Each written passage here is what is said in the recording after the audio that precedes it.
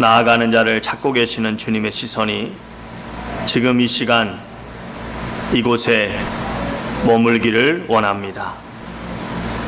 이 자리에 머리 숙인 주의 백성들, 모든 세상의 생각, 걱정, 근심 다 내려놓고 온전히 주님께만 집중하는 귀한 시간 되게 하여 주시옵소서.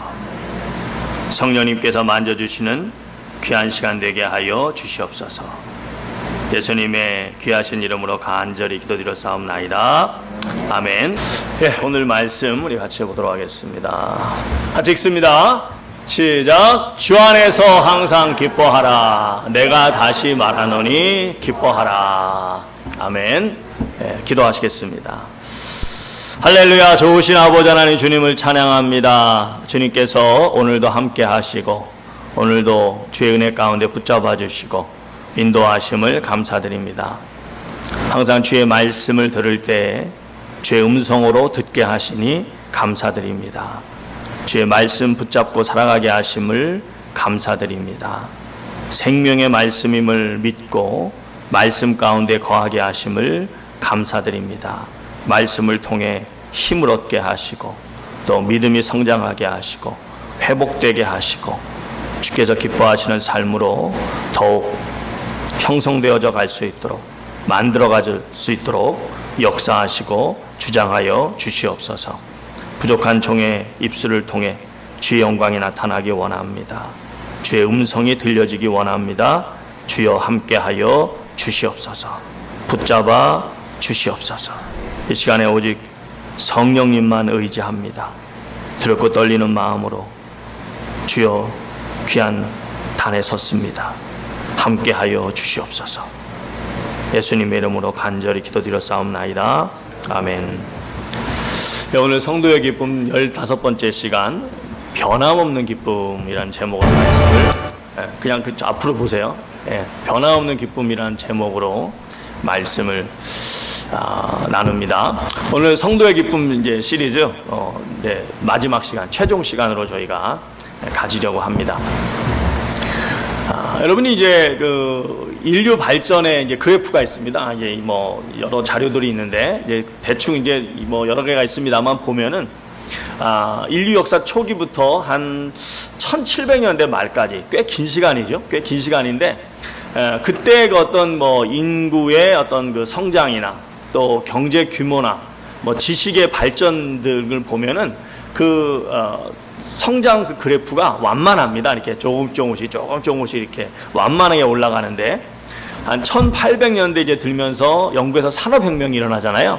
그때부터 이제 인구 증가가 막 일어나고 또 경제 규모가 이제 막 조그만 가내 수공업 이런 수준에서 막 도시 규모로 막 이제 경제 규모가 커지고 또 지식의 발전도 그때 이제 막 근대 과학 이런 것들이 막 일어나면서 굉장히 이렇게 빨라지기 시작합니다. 그리고 나서 이 현대에 들어와서는 여러분 아시는 것처럼 이제 인터넷이 발전이 되고 컴퓨터가 발전하면서 정보화 시대가 열렸다 그러잖아요.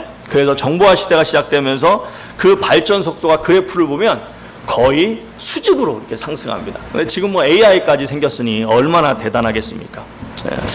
그렇기 때문에 그 말은 무엇을 의미하냐면 여러분과 제가 지금 이 시대를 살아가는 이 동시대를 살아가는 여러분과 제가 100년 전에는 웬만한 귀족들도 누리지 못했던 꿈같은 호화로운 생활을 여러분과 제가 지금 하고 있는 겁니다.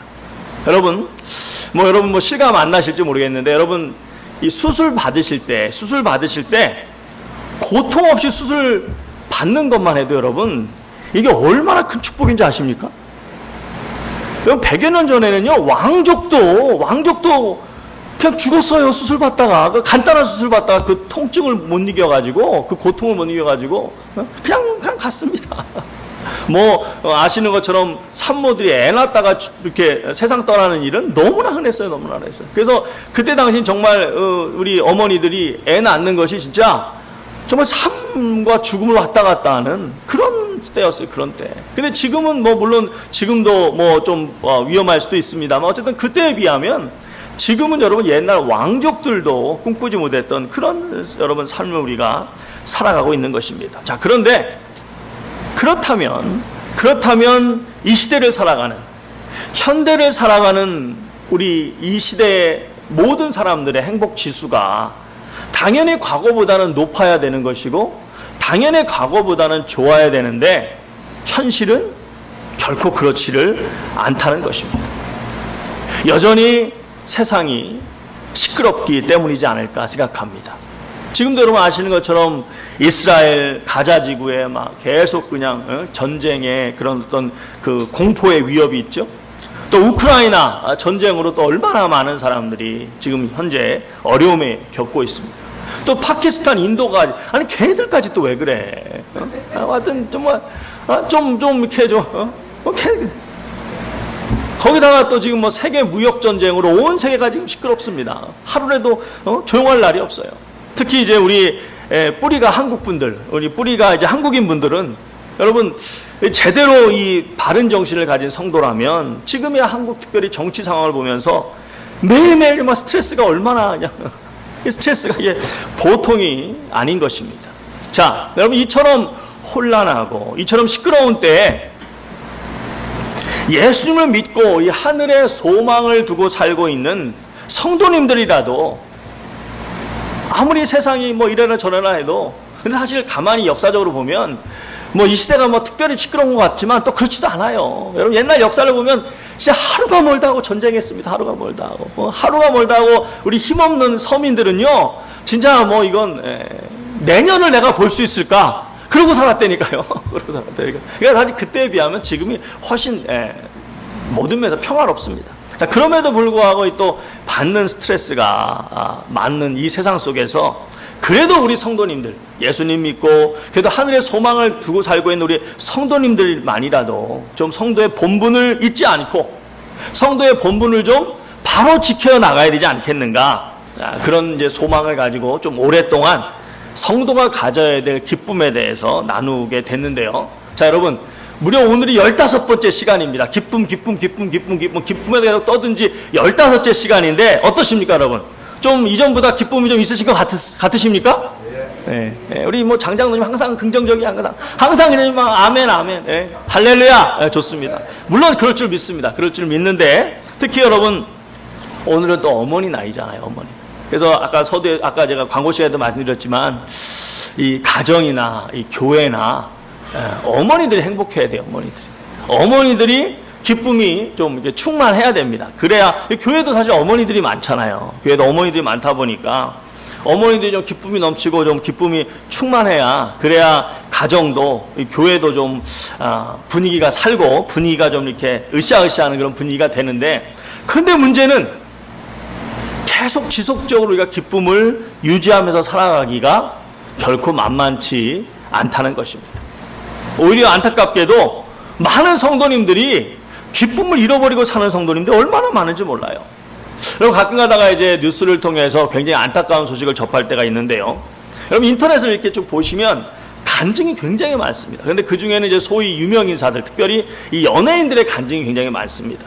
여러분들 아시는 것처럼 좀 이게 연예인들 알려지면 얼마나 참 세상 사람들이 부러워할 많은 그런 것들을 누리게 됩니까? 그런데 이 세상에서는 많은 부러움을 받을지 모르지만 실제로는 굉장히 고독하고 또 여러 가지 참 이 연예인들이 또 이렇게 좀 이렇게 세상 물정을 모르는 사람들이 많다 그래요, 굉장히. 그러다 보니까 여러 가지 안 좋은 일이 막 생기는 거예요. 그래서 그런 일들로 힘든 시간을 굉장히 많이 보내는 것입니다. 그래서 대중 앞에서는 뭐 항상 밝고 웃지만 이 속으로는 맨날 울고 있을 때가 많다는 거예요. 그래서 막 그냥 여러 가지로 힘들게 살다가 그러다가 예수를 만난 거야. 예수를 만나니까 얼마나 좋아요. 그래서 예수님 안에서 참 평안을 누리며 이제 살게 되었다고 하는 그런 이제 내용들이 주로 이제 간증의 그런 내용입니다. 그래서 간증의 내용들이 주로 이제 그런 내용인데, 자, 그런데 문제는 뭐냐? 계속 그런 좋은 이야기만 있으면 좋은데, 그러다가도 종종 이제 안타까운 소식이 들리는 거예요. 스스로 일찍 세상을 떠나는 그런 기독 연예인들이 소식이 들리는 겁니다. 기독 연예인들. 그 중에 보면은 굉장히 평소에 나름 열심히 신앙생활 하셨던 분들도 계시고 또 어떤 분들은 막 간증 집회도 막 다니고 열심히 그런 분들도 계십니다. 여러분 아시는 것처럼 연예인들의 영향력이 일반인보다 크잖아요. 그래서 이제 뭐 사람들이 보통 따라하는 뭐 베르테르 효과 뭐 이런 얘기를 많이 하는데 그러다 보니까 굉장히 안타까우면서도 또 굉장히 이제 그런 소식 들리면 염려스럽죠. 자, 그런데 여러분 알려진 연예인들이 그 정도라면 드러나지 않은 일반인들 가운데는 또 얼마나 많은 성도님들이 그런 극단적인 그런 길로 가시는 분들이 많이 있겠습니까? 그럼 여러분, 왜 성도들인데, 왜 예수를 믿는 사람들인데도 그런 극단적인 생각을 하게 될까요? 결국에는 그 심령에 본질적인 기쁨이 없는 것입니다. 그리고 그 기쁨이 없는 이유가 여러 가지 이유가 있겠습니다만, 결국에는 그 기쁨의 근원을 엉뚱한 곳에서 찾고 있는 것입니다. 그래서 오늘 말씀이 간단하지만 너무 중요한 거예요. 주 안에서 항상 기뻐하라. 내가 다시 말하노니 기뻐하라. 여러분, 방금 전에 말씀드린 것처럼 이 세상에서 기쁨 속에 살아가기도 힘든데 바울사도가 뭐라 그래요? 어떻게 기뻐하래요? 항상 기뻐하래요. 항상. Always. 수아야, 아빠 발음 괜찮았어? 제가 무슨 영어만 하면 제가 하도 자꾸 그래가지고 Always. 항상 기뻐하라. 여러분, 그러기가 말씀드린 것처럼 결코 쉽지 않다는 것입니다. 그럼 그냥 그러려니 하고 여러분 인상 쓰며 살아가야 될까요?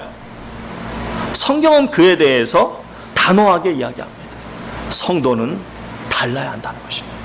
성도는 달라야 됩니다. 여러분이 잘 아시는 말씀 데살로니가전서 5장 16절에 뭐라고 말씀하십니까? 항상 쉬지 말고 범사에, 그걸로 끝이 아니에요. 항상 기뻐하라, 쉬지 말고 기도하라, 범사에 감사하라. 그리고 그걸 끝나면 그래도 좀 그럴 텐데, 그걸로 끝이 아니라 그 다음에 뭐라고 말씀하십니까? 이는 그리스도 예수 안에서 너희를 향하신 누구의 뜻이다? 하나님의 뜻이니라. 여러분, 하나님의 뜻이 무엇입니까? 하나님의 뜻은 성도가 어떻게 해야 돼요?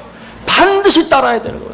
반드시 지켜야 되는 게 바로 하나님의 뜻입니다. 그런데 그 하나님의 뜻이 뭐냐? 그 하나님의 뜻이 다른 것이 아니라 우리의 삶 속에서 끊임없이 기도해야 되고 매 순간 감사하는 마음으로 살아가야 하면서 한 가지 또 반드시 기억해야 될 것은 항상 어떻게 된다고요?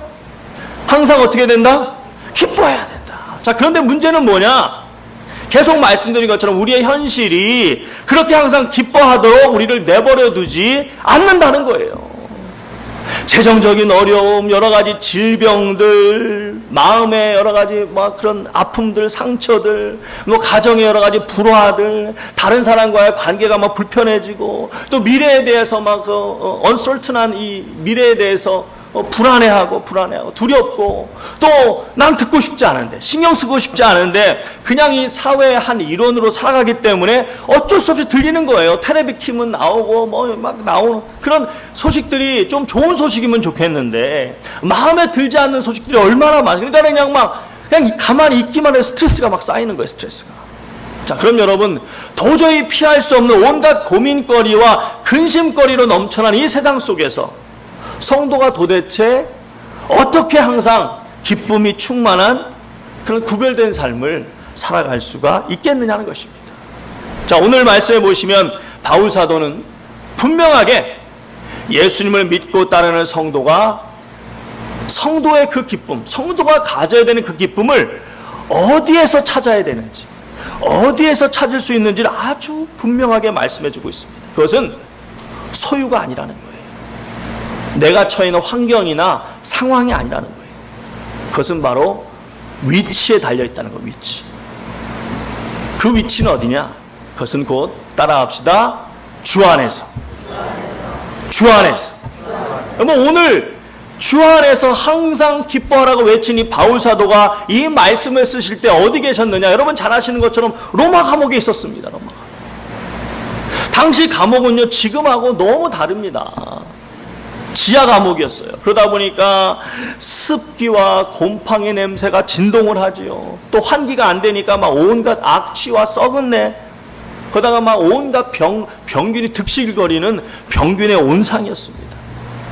고대 역사가 살루투스라는 사람은 당시 감옥에 대해서 이렇게 이야기했어요. 아주 더럽고 어둡고 악취가 난다. 악취가 난다. 그러니까 당시 바울은 여러분과 제가 매일 누리는 이 맑은 공기, 이 밝은 햇살, 이 푸른 하늘, 진짜 하와이 하늘만 봐도 그냥 저는 막 그냥 시원해 그냥. 여러분 하루 살아가시면서 이렇게 하와이 하늘 좀 보십니까? 좀 보세요. 얼마나 이쁜지 몰라요. 파란 하늘에 그냥 흰 구름이 정말 막 그냥 그것만 봐도 스트레스가 아니야. 혹시나 하나님 은혜 주셔서 우리가 교회를 이렇게 하게 되면 천장은 다 유리로 할까요, 우리?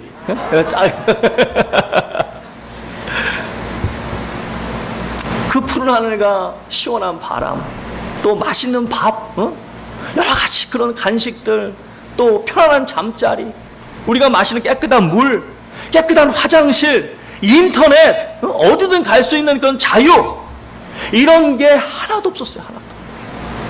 우리가 매일 아무런 생각 없이 그냥 뭐 당연한 건지 알고 누리는 이 좋은 것이 하나도 당시 바울에겐 없었다는 것입니다. 그런데 어떻게 기뻐하라, 그것도 항상 기뻐하라는 말이 나옵니까? 그렇습니다. 내가 가진 것, 내가 처한 환경은 인간적으로 보면 최악일 수 있지만, 그럼에도 여전히 내가 누구 안에 있기 때문에? 주 안에 있기 때문에 여전히 나는 기뻐할 이유가 차고 넘친다는 것입니다. 자, 그러면 주 안에 있다는 것이 무엇이기에 이토록 힘든 상황 속에서도 기뻐할 수 있냐는 것입니다. 그것은 바로 지옥에서 영원히 고통 속에 살아가야 될 내가 구원받았다는 것입니다. 천국을 소유하게 되었다는 것입니다.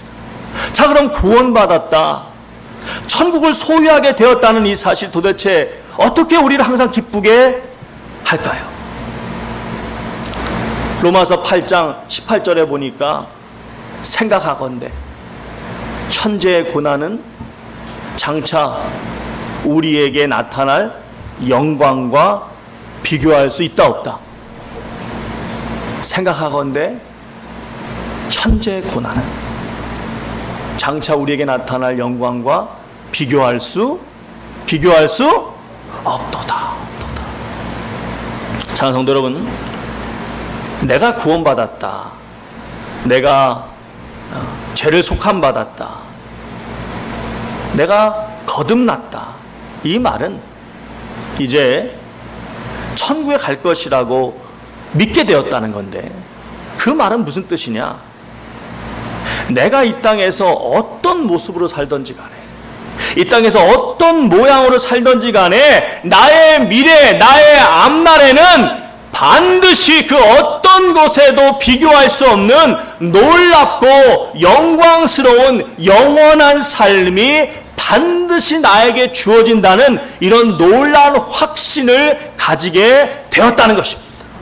이 말은 반대로 말하면, 만일 성도라고 하는 사람이 이 땅을 살아가면서 인생 속에서 겪게 되는 이런저런 일로 인해서 걱정, 근심에 쌓이고 온갖 오만상을 찌푸리며 살아가고 기쁨을 잃어버리고 살아가고 있다면, 결국 앞으로 내가 받아 누리게 될 그 영광스럽고 놀라운 영생에 대해서, 천국에 대해서 확신하고 있다는 것입니까? 그런 확신이 없다는 것입니까? 없다는 것입니다. 성경은 성도가 믿음을 통해 얻게 되는 이 놀라운 신분에 대해서 분명하게 말씀하고 있습니다.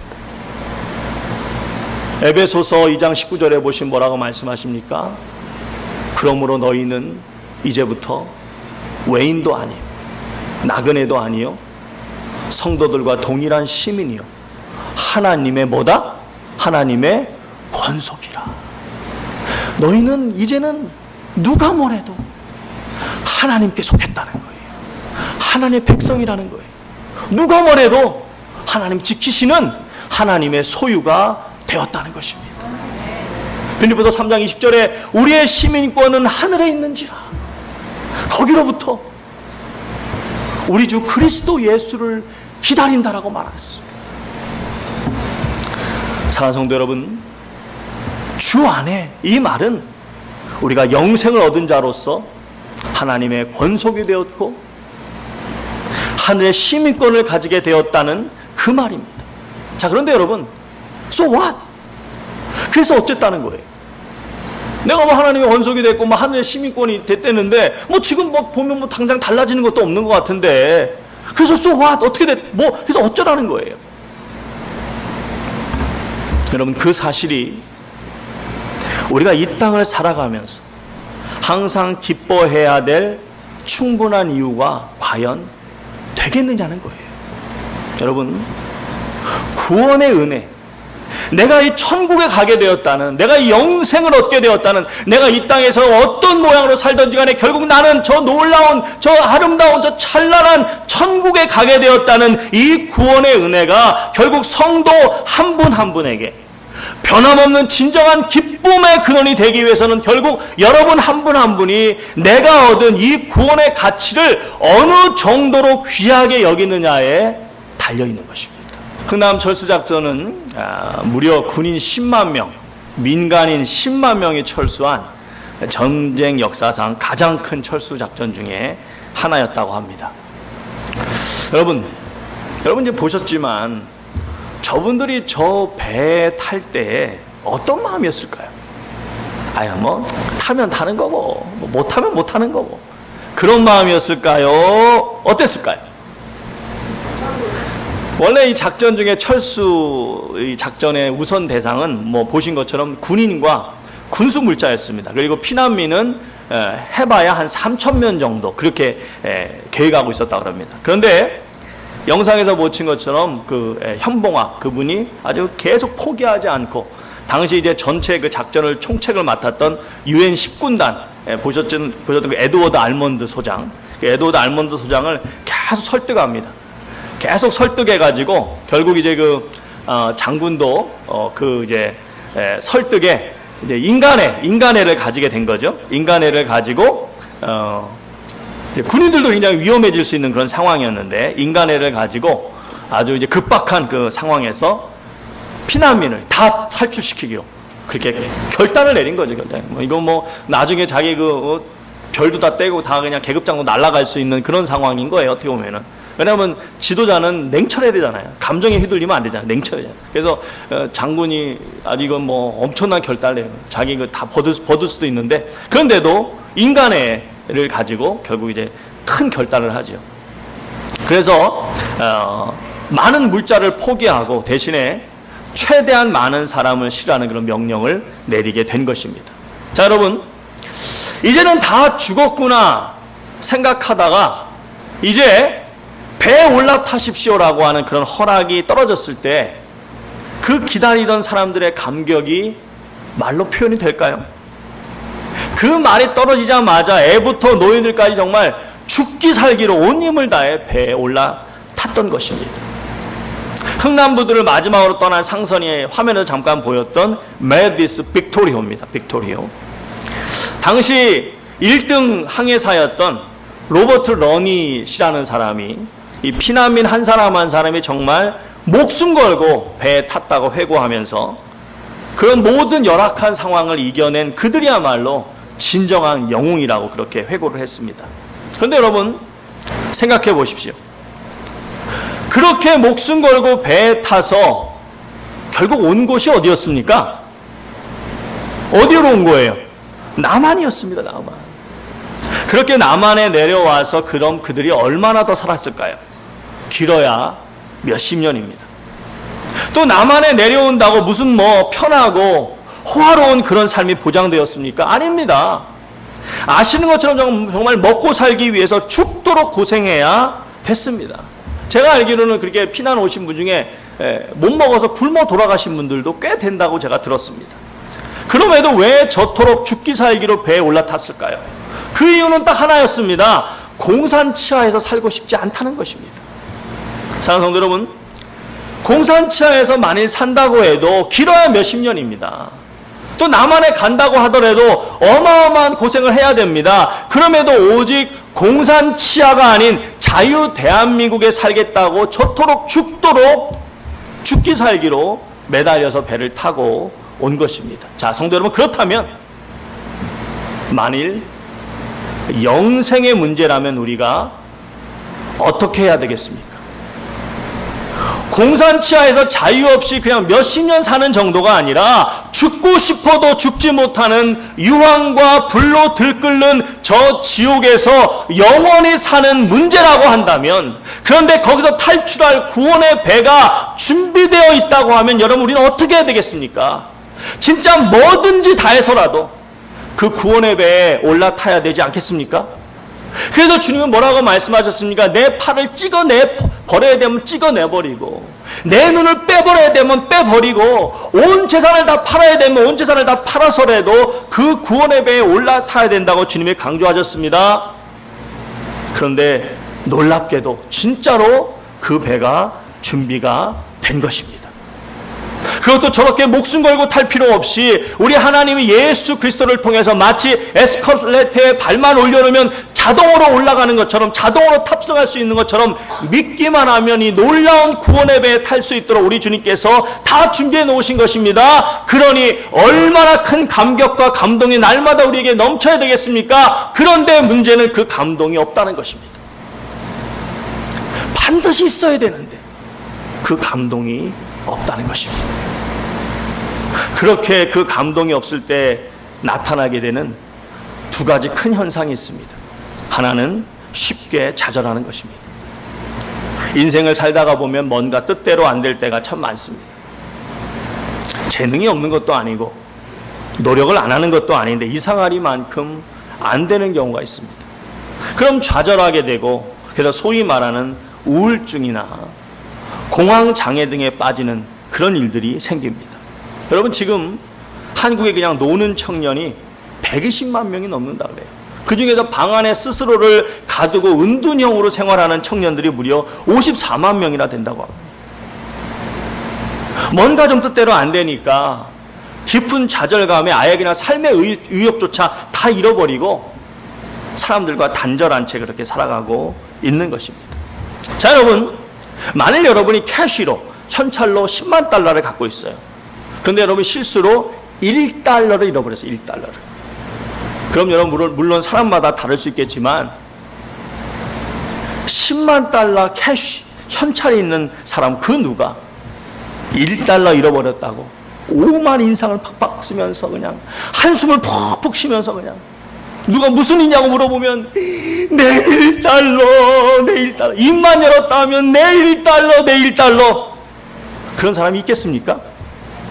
결코 없을 것입니다. 아니, 없는 정도가 아니라 그건 그냥 언급할 가치도 느끼지 못할 것입니다. 여러분, 사울 바독께서 성도가 변함없는 기쁨을 누릴 수 있는 곳을 이 주 안에서라고 하는, 이 주 안에서라고 하는 바운더리를 우리에게 정해주신 것은 바로 이처럼 주님을 믿음으로 영생에 대한 믿음이 있는 사람은 세상 일에 대해서 그와 같은 자세를 가질 수 있다는 것입니다. 그만큼 배포가 커지고 여유가 생긴다는 것입니다.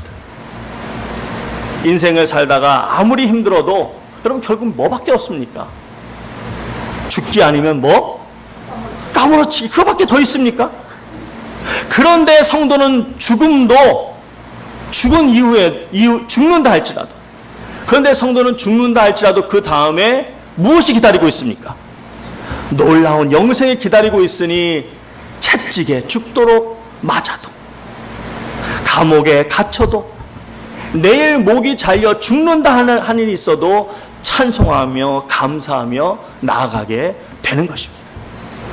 빌립보서 4장 12절에 있는 것 말씀하신 것처럼 나는 비천에 처할 줄도 알아, 풍부에 처할 줄도 알아, 모든 일 곧 배부름과 배고픔과 풍부와 궁핍에도 처할 줄 아는 일체의 비결을 배웠노라. 이 세상 일에 대해서 뭐 좀 안 된다고 어떻게 그러시다가 하나님께 삐짐 이게 아니라, 자, 따라합시다. 따라합시다. 시작. 까짓것. 까짓것. 바울 사도가 그렇게 할 수 있게 됐다는 거예요. 아무리 어떤 일이 일어나도 까짓것. 그렇게 그런 여유와 배포가 생겼다는 것입니다. 사랑성도 여러분, 우리에게도 그런 좀 배포와 여유가 넘칠 수 있기를 주님의 이름으로 축원드립니다. 내가 받은 놀라운 구원에 대한 감동과 기쁨이 없을 때 또 하나 생기는 현상은 바로 끊임없는 욕심의 굴레를 벗어나지 못하는 것입니다. 다시 한번 따라합시다. 에베소 4장 22절에 보니까 뭐라고 말씀하시냐면, 자, 따라합시다. 너희는 유혹의 욕심을 따라 썩어져가는 구습을 따르는 옛사람을 벗어버리고.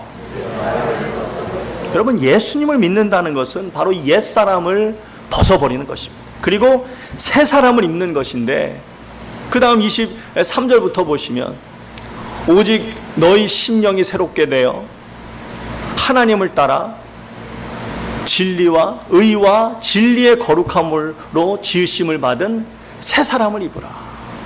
자, 그러면 옛사람을 벗어버리고 이 진리와 의의 거룩함, 이 하나님을 따라 지으심을 받은 새 사람을 입어야 되는데, 그럼 우리가 벗어야 돼, 우리가 과감히 미련 갖지 말고 벗어야 될 이 옛사람은 어떤 사람이냐? 그 앞에 뭐라고 말씀하십니까? 유혹의 욕심을 따라 썩어져가는 구습을 따르는.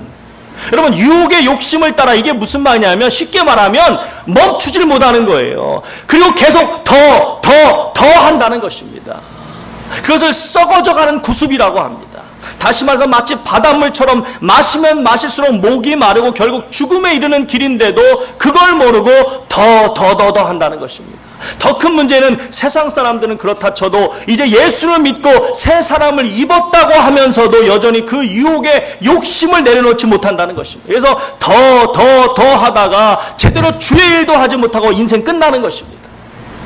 더 하다가 이제 좀 정신 차릴만 하면 육신의 건강도 정신의 건강도 예전 같지 않아서 제대로 쓰임받을 수가 없는 것입니다. 그리고는 평생 더 하면서 아끼고 안 쓰고 모아놓은 거, 자녀들이라도 믿음이 좋으면 그래도 날 텐데, 그렇지 않으면 여러분 평생 그렇게 모아놓은 거 다 엉뚱한데 다 쓰이고 마는 것입니다. 바로 이 구습에서 벗어나야 합니다. 그 영혼이 진정한 새 사람인 것입니다. 자, 그런데 여러분, 결국 아무리 제가 이렇게 말씀드려도 결론은 내 심령이, 우리의 심령이 결단하지 않으면 안 됩니다. 그래서 오늘 말씀에서도 바울사도가 뭐라고 말씀하십니까? 이런저런 구차한 설명하지 않습니다. 그냥 단순하고 아주 단호하게 이야기합니다. 주 안에서 항상 기뻐하라. 왜요? 내가 처한 상황 생각하고 내가 가지고 있는 거 생각하면 할수록 항상 기뻐할 수 있어요, 없어요? 없는 것입니다. 안 되는 것입니다.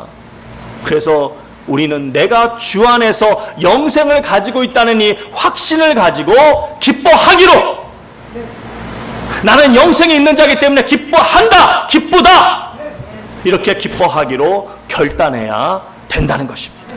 자, 그런데 여러분, 문제는 또, 목사님, 말은 쉽죠.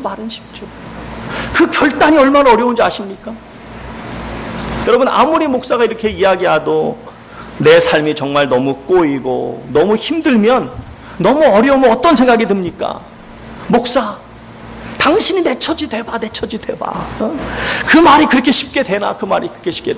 여러분, 왜 그렇게 말은 못하죠? 말은 못하지만 지금 속으로 아마 그렇게 생각하시는 분이 딱 보니까 두 분 계시네, 두 분. 딱 두 분이, 야, 목사, 네가 내 입장 돼봐. 그게 되나? 그래서 주님은 우리에게 기도라고 하는 이 하늘의 아름다운 보고를 열 수 있는 열쇠를 주신 것입니다. 그런데 많은 분들이 그 열쇠를 사용하지 않는다는 것입니다. 심지어 이런 분도 있다고 합니다. 예전에 한 유명 부흥 강사님이 뭐라 그러시냐면, 교회에 보면 어떤 성도님들이 있는가 하면 목사가 기도하겠지 하고 정작 본인은 간절히 기도하지 않는다는 것입니다. 텍사스 달라스에서 이제 목회를 잘 하시다가 지금은 이제 강남에서 아주 목회를 또 잘하고 계신 목사님이 계십니다. 이분이 이제 달라스에서 한참 이제 목회할 때 한 50대 후반의 집사님 내외가 다른 주에서 이사 오셨어요. 나중에 이제 알고 보니까 타주에서 여러 번 사업을 했는데 그게 잘 안 돼가지고 거의 이제 빚잔치 하다시피 하고 오신 것입니다. 그렇게 와서는 이제 부부가 두 부부가 이제 2년 정도 아주 정말 잠도 제대로 안 자면서 열심히 일해가지고 어느 정도 미천을 마련하고 또 은행에서 또 대출을 받아가지고 또 가게 하나를 열었습니다. 그래서 이제 목사님하고 성도님들하고 이제 개업 예배를 갔는데 이분이 목사님 손을 꼭 잡고 그러더랍니다. 목사님, 이게 저에게 마지막입니다. 저 정말 이번에 잘 돼야 됩니다. 그래서 목사님하고 성도님들하고 정말 간절하게 막 땀이 나도록 막 열심히 축복 기도를 해주었습니다. 그런데 이제 그 이후로 이제 잘 안 보이시는 거예요. 그러다가 좀 시간이 지난 후에 우연히 목사님이 이제 밖에서 만나게 됐는데 이야기를 들어보니까 잘 안 되는 거예요, 가게가. 그 순간 목사님이 어떤 생각이 드셨냐면 정말 이분이 지금 특별 기도가 필요하구나. 그래가지고 목사님이 자기 인생에 처음이자 마지막으로 한 집사님 가정을 위해서 금식 기도를 해야 되겠다, 그런 결심을 하고 집사님께 진지하게 제안을 한 겁니다. 집사님 이번에도 안 되면 안 되지 않습니까? 그러니까 이번에 진짜 하나님께 우리 특별 비상 기도를 한번 드려봅시다. 저하고 한 3일간 금식하면서 간절히 기도해 봅시다. 그리고서 이제 금식 기도를 하는데 목사님 말씀이 금식이 여러분 그 자체가 정말 힘든데 진짜 남을 위해서 하는 금식 기도는 정말 그렇게 힘들 줄 몰랐다는 거예요. 너무너무 힘들었다는 겁니다. 3일 금식 기도하면서 집사님이 좀 새벽 기도에도 나와서 같이 좀 간절히 기도했으면 했는데 안 나오신 거예요. 안 나오시고. 그래서 아무래도 이제 금식하면서 일하면서 힘들겠지. 이제 그렇게 생각을 하고 이제 목사님은 정말 힘들게 이제 금식 기도를 마치고 주일날 이제 설교를 하고 설교를 이제 끝나고 이제 식당에 갔더니 집사님이 이제 계신 거예요. 근데 딱 보니까 자신은 막 여전히 막 너무 힘든데 집사님은 나름대로 쌩쌩한 거예요. 그래서 목사님이 집사님에게 집사님은 금식이 체질이시네요. 어떻게 이렇게 이전보다 더 건강해 보이십니까? 더 힘이 있으신 것 같아요. 그랬더니 집사님이 목사님 금식이요? 아니 무슨 금식이요? 그러더랍니다. 그래서 목사님이 집사님 며칠 전에 저하고 만나서 3일 금식하자고 했잖아요. 그랬더니 그 집사님이 목사님 저 금식 못해요. 저 금식 금식 같은 거 못해요. 그러면서 지나가더라는 거예요. 그 순간 목사님이 든 생각이 이 집사님 어렵겠구나.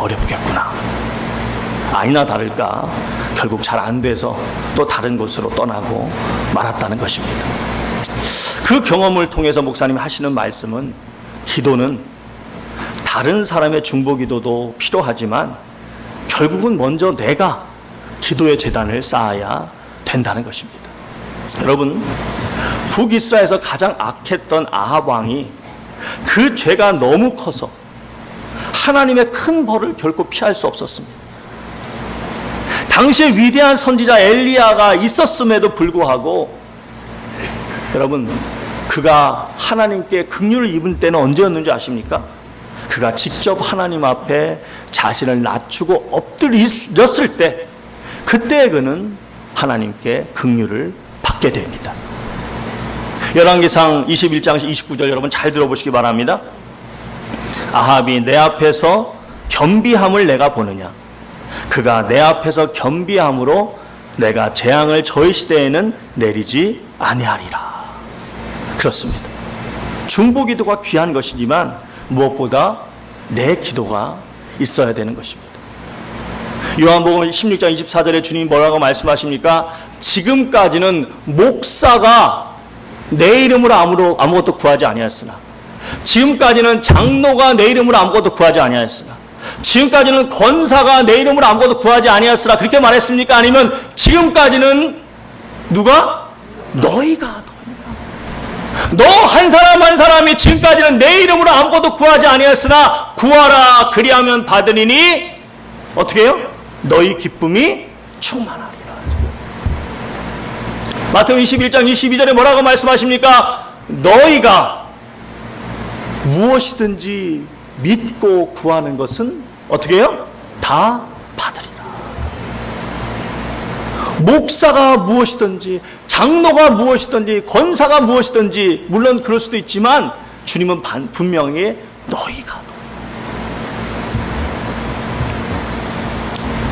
사랑하는 여러분, 바울 사도께서 주 안에서 항상 기뻐하러 가신 것은 주 안에서, 다시 말해 내가 천국에 대한 분명한 소망을 가지고 있다면 항상 기뻐할 수 있다는 것입니까? 아니면 말도 안 되는 이야기인데 지금 억지 부리고 있는 것입니까? 항상 기뻐할 수 있다는 것입니다.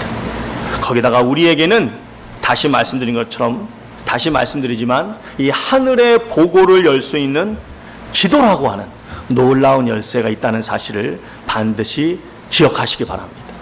그럼에도 성도가 이 땅을 살아가면서 기쁨 없이 살아간다면 여러분, 그게 바로 기적인 것입니다. 그게 바로 진짜 놀라운 기적인 거예요. 주 안에 있는 성도, 바로 분명하게 주님을 믿고 구원받은 성도는 결코 어떤 상황에서도 변함없는 기쁨을 누리며 살아갈 수밖에 없는 것입니다. 그 기쁨으로 혼탁한 이 세상에서 방황하는 영혼들에게 그리스도의 빛을 나누어 줄 수 있는 우리 새누리 가족 되실 수 있기를 주님의 이름으로 축원드립니다. 마태오 5장 16절에서 분명하게 말씀하십니다. 이와 같이 너희 빛을 사람들에게 비치게 하여 그들로 너희 착한 행실을 보고 하늘에 계신 너희 아버지께 영광을 돌리게 하라. 여러분, 어떤 상황에서도 흔들림 없이 기쁨이 넘치는 여러분 한 사람 한 사람을 보고, 우리 새누리 가족 한 분 한 분을 보고 사람들이 주님께 나올 수밖에 없다는 것입니다. 바라기는 여러분이 보여주시는 그 변함없는 기쁨을 통해서 수많은 영혼들, 여러분이 하와이에 상처받고 방황하는 영혼들이 얼마나 많습니까? 그들이 항상 기쁨이 넘치는 여러분을 보고 하나님께 영광 돌리며 주 앞으로 나오는 그런 놀라운 은혜가 우리의 삶 가운데, 우리 새누리교회 가운데 넘쳐지기를 주님의 이름으로 축원드립니다. 우리 다 같이 나가면서 우리 힘차게 기쁘게 찬양하겠습니다. 오, 이 기쁨 주님이 주신 것, 오, 이 기쁨 주님 주신 것, 오, 이 기쁨 주님 주신 것, 주께 영광 할렐루야. 주만 찬양해. 앞뒤 동산에 꽃은 피었고 내 맘속에 웃음꽃 피었네. 오, 이 기쁨 주님 주신 것, 주께 영광 할렐루야. 주만 찬양해. 높은 하늘에 종달 세우고 내 맘속에 기쁜 노래 있네. 오, 이 기쁨 주님 주신 것, 주께 영광 할렐루야. 주만 찬양해. 주 안에 있는 나에게 딴 근심이 있으랴. 십자가 밑에 나가 내 짐을 풀었네. 주님을 찬송하면서 할렐루야 할렐루야. 내 앞길 멀고 험해도 나 주님만 따라가리. 그 두려움이 변하여 내 기도 되었고 전날의 한숨 변하여 내 노래 되었네. 주님을 찬송하면서 할렐루야 할렐루야. 내 앞길 멀고 험해도 나 주님만 따라가. 주님을 찬송하면서 주님을 찬송하면서 할렐루야 할렐루야. 내 앞길 멀고 험해도 나 주님만 따라가.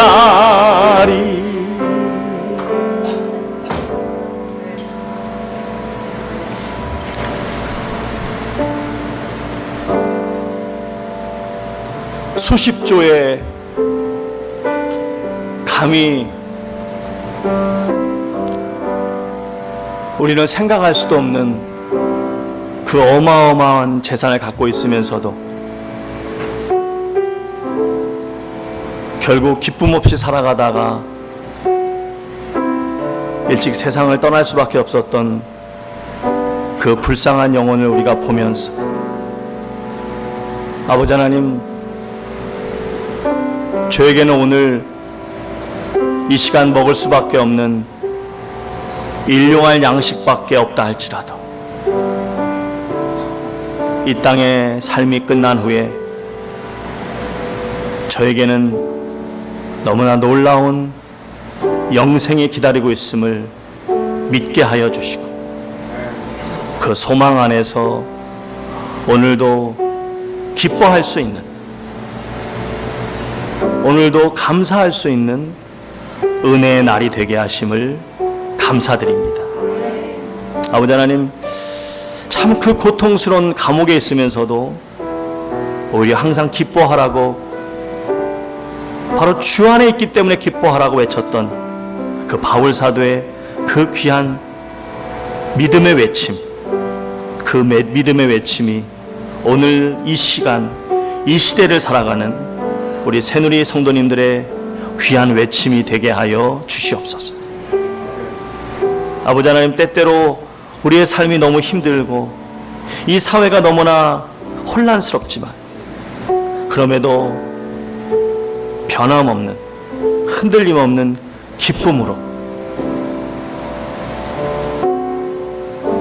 내 마음속에 예수를 주로 모셔 거룩하게 하고 내 속에 있는 소망에 관한 이유를 묻는 자들에게 항상 대답할 것을 준비하라고 말씀하신 주님, 이 기쁨의 근원, 이 감사의 근원은 오직 예수님이라고 증거할 수 있는 우리 새누리 가족들 되게 하여 주시옵소서.